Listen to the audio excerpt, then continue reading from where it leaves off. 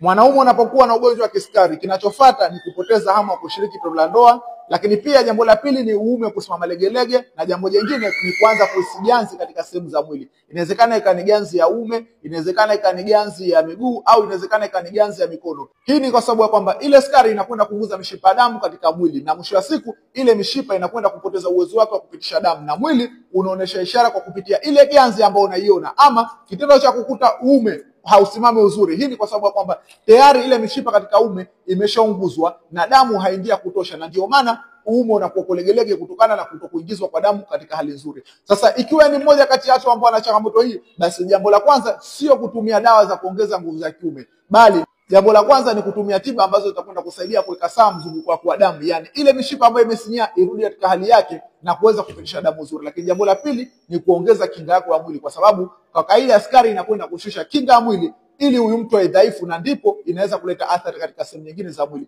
kama ni figo, ini, macho pamoja na viungo vingine. Na maana unapoongeza kinga ya mwili, maana yake inaipa mwili uwezo wa kupambana na maradhi, ama resistance ya kupambana na maradhi. Lakini jambo jingine, hakikisha unasaidia kongosho yako kuweza kuzalisha hormones wa insulin. Kumbuka kwamba hormones wa insulin ni hormones ambazo wana control ile kiwango cha sukari katika mwili. Unapokula tu chakula chako cha glucose, kama ni wali, kama sembe, ama chakula chochote ambacho kinazalisha ile glucose, basi hormones wa insulin wanazalishwa huko katika kongosho.